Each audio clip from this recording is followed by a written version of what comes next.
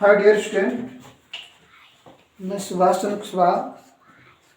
देखिए, आज हम लोग क्लास 9th या 10th के लिए साइंस में बात करेंगे कार्य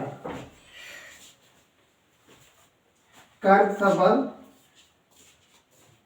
कार्य तथा बल।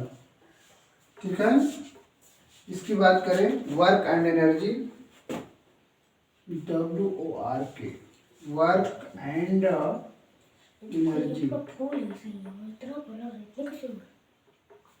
जैसे कि आपको चैप्टर से ही पता चल रहा है कि क्या चीज़ है।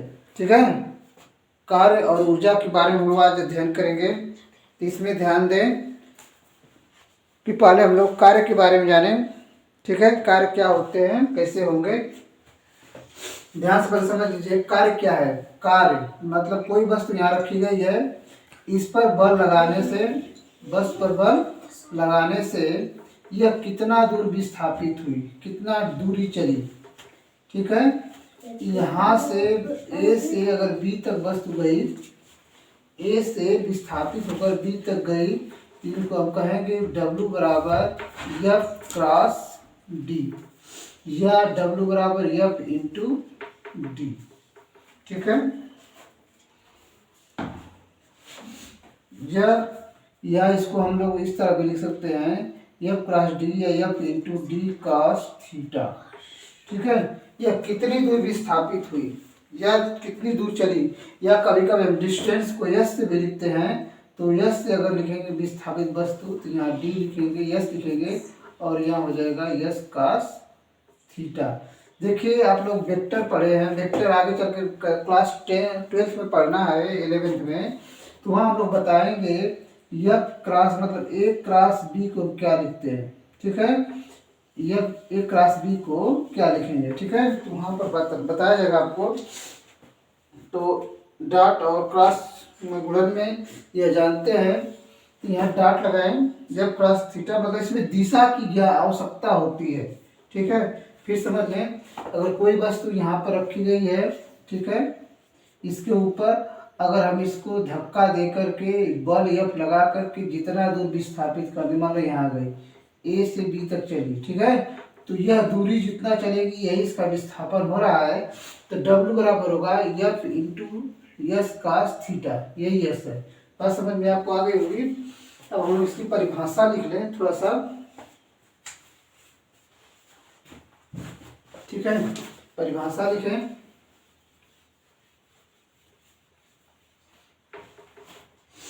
देखिए क्या है, वस्तु द्वारा, किसी वस्तु द्वारा किसी कार्य की परिभाषा, पहले लिखे कार्य की परिभाषा, ठीक है, किसी वस्तु द्वारा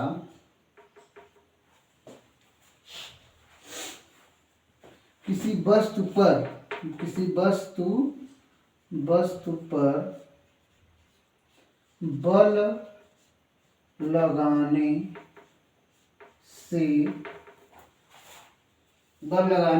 उसकी स्थिति में परिवर्तन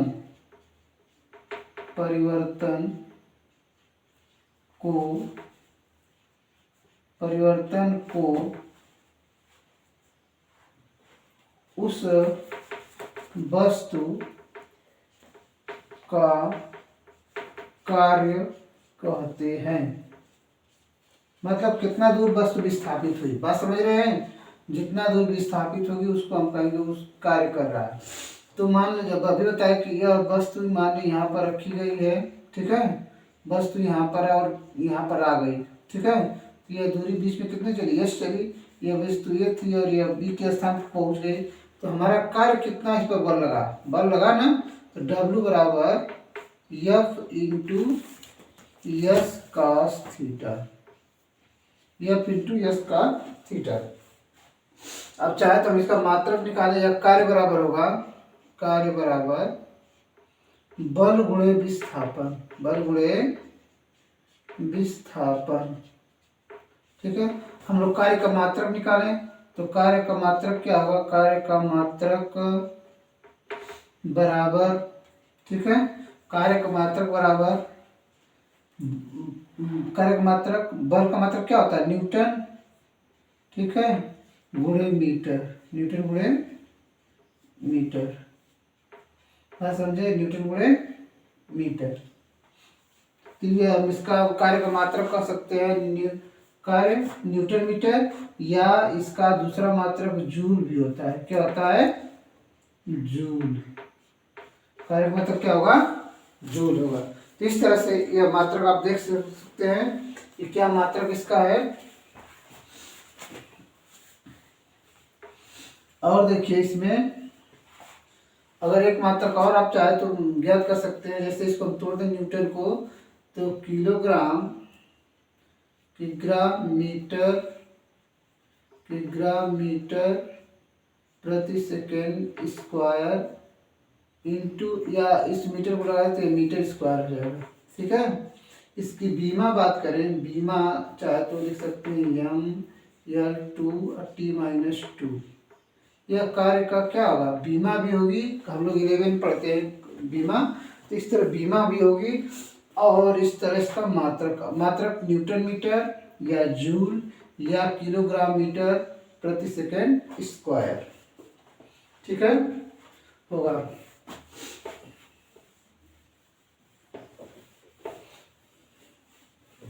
आगे बढ़ते हैं, देखिए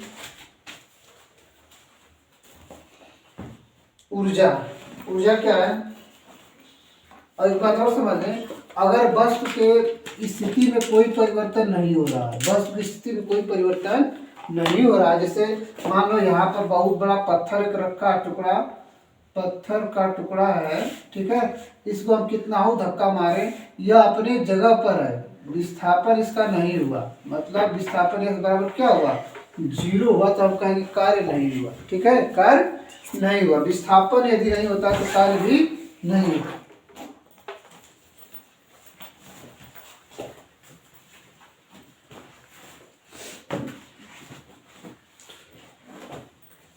आगे बढ़े हम लोग, देखें ऊर्जा, ऊर्जा की डिफिनीशन तो सबको याद हो जाएगी। ऊर्जा की डिफिनीशन देखें, कार्य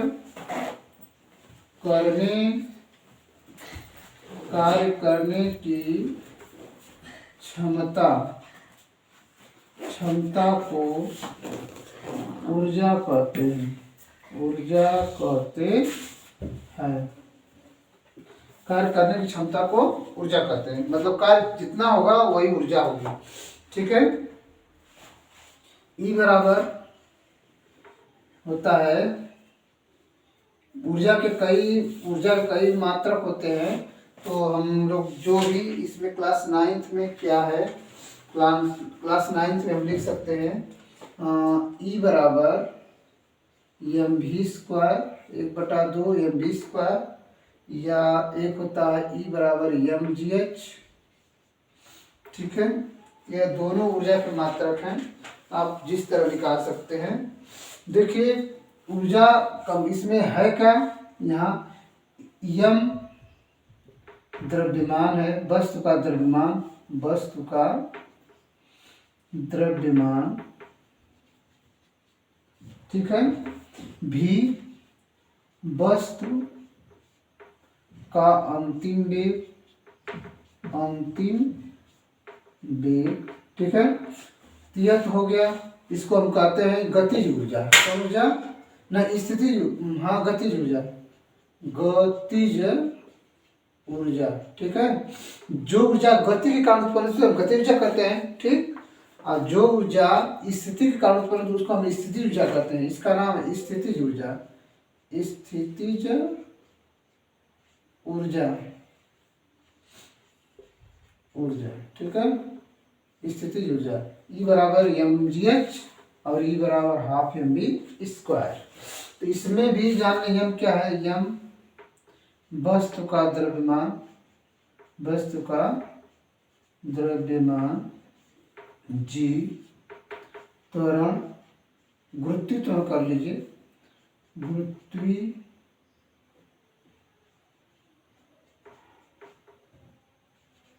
गुरुत्वीय त्वरण h ऊंचाई,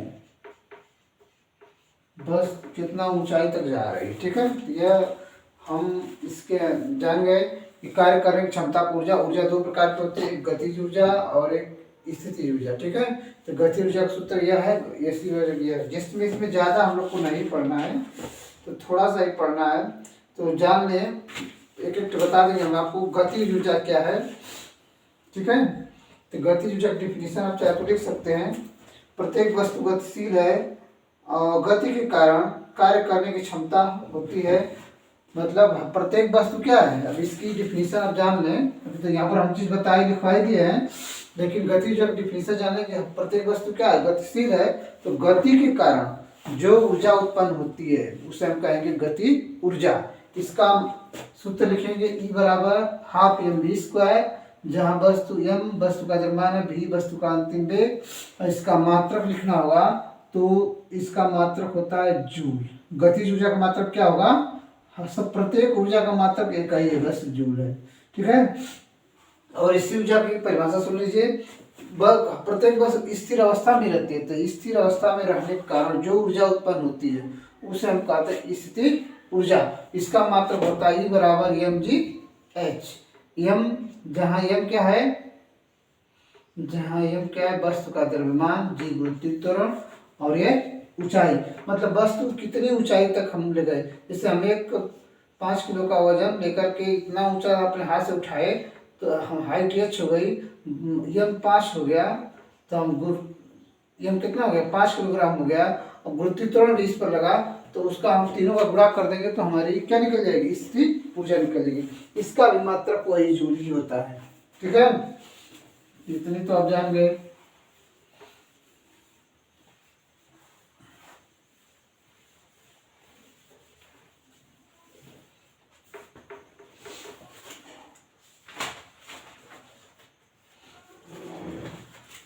आइए आगे बढ़े हम लोग। ऊर्जा कई प्रकार की होती है। ठीक है, रासायनिक ऊर्जा, नाभिकीय ऊर्जा, तो ये सब हम लोग को ज़्यादा नहीं पढ़ने हैं। अब आइए द्रव्यमान ऊर्जा की बात करें। द्रव्यमान ऊर्जा, द्रव्यमान ऊर्जा क्या होती है। यदि कोई वस्तु, आइंस्टीन ने बताया कि हम द्रव्यमान में प्रकाश का गुणा कर दें, द्रव्यमान में प्रकाश के वेग का गुणा कर दें, तो वह हमें ऊर्जा प्राप्त होगी, जो उसे हम कहेंगे द्रव्यमान ऊर्जा। ठीक है, तो द्रव्यमान तथा ऊर्जा दो विभिन्न स्वरूप हैं। द्रव्यमान पदार्थ का एक मौलिक गुण है, इसको लिख लीजिए। द्रव्यमान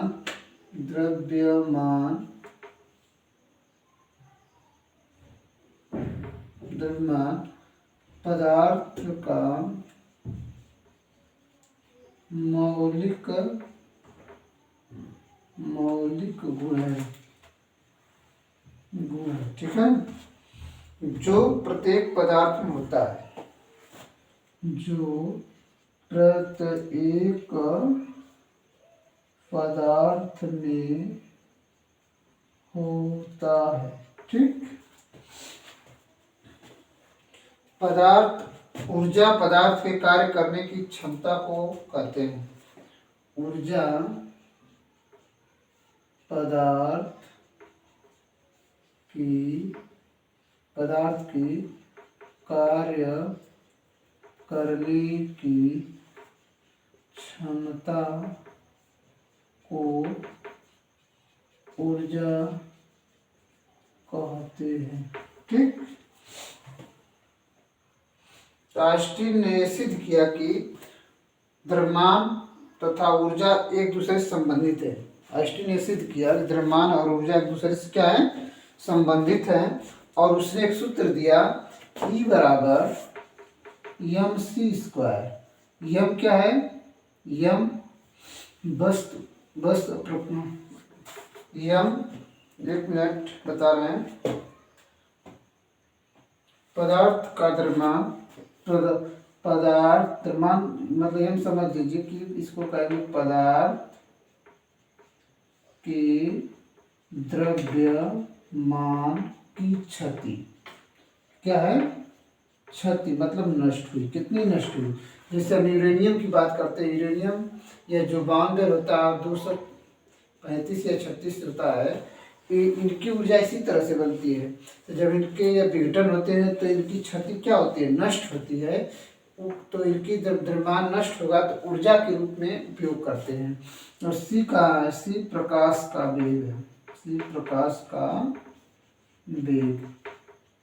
ठीक, इस तरह से हम लोग इसका मात्रा लिखते हैं। जानते हैं आप सी का मात्रा, सी बराबर कितना होता है? 3 × 10⁸ मीटर प्रति सेकेंड। ठीक,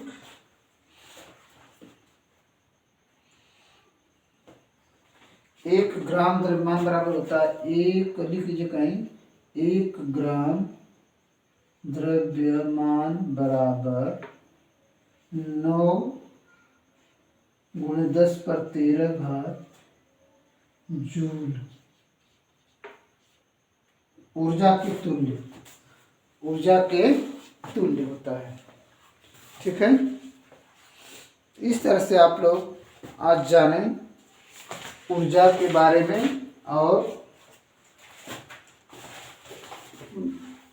द्रव्यमान ऊर्जा के बारे में तो जान ही गए हैं, और उसके क्या बताएं आपको पहले? कार्य। ये 2 चीज़ आप जान गए इस वीडियो से। अब जानिए क्या चीज है सामर्थ्य।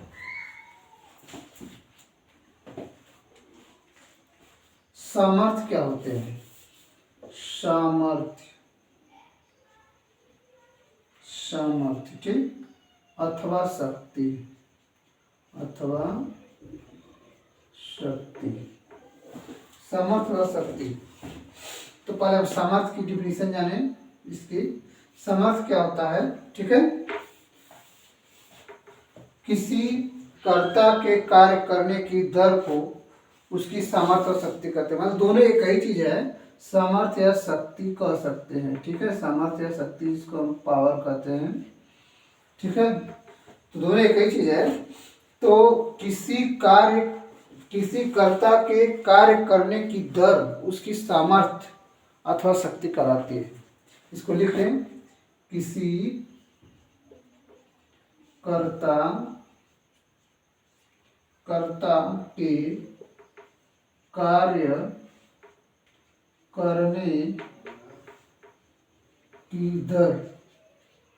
करने की दर को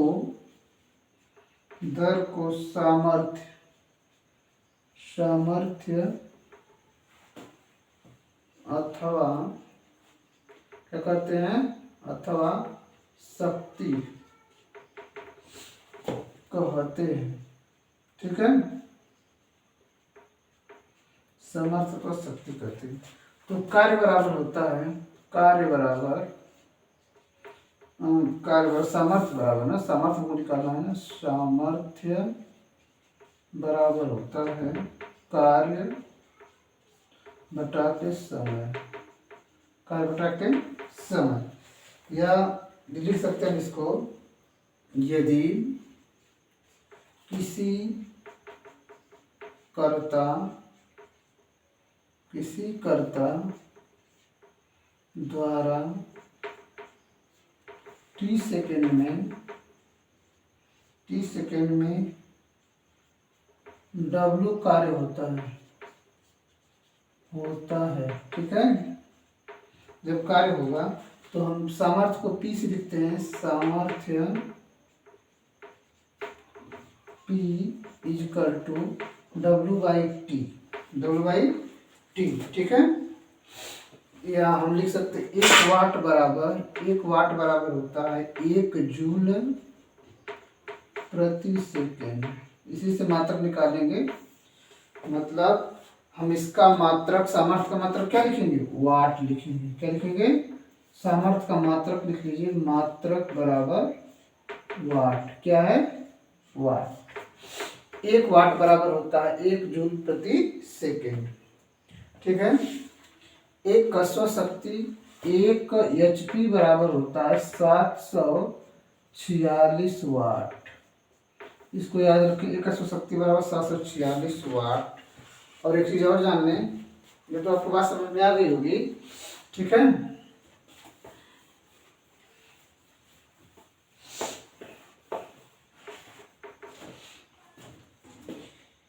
1 किलोवाट बराबर 1 किलोवाट बराबर होता है 1 किलोवाट बराबर 10 पर 3 घात वाट, 10 पर 3 घात वाट। या इस तरह भी लिख सकते 1 के डब्ल्यू बराबर 1000 वाट या 1000 वाट, 1000 जूल प्रति सेकेंड, इस तरह से, ठीक है।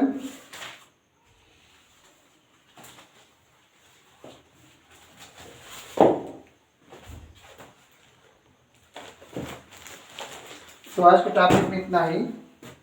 वीडियो ज़्यादा बड़ा हो जाएगी तो फिर हम लोग आपसे अगले वीडियो में इसकी बात करेंगे, ठीक है। आज के लिए इतना ही। Watching for video, thank you.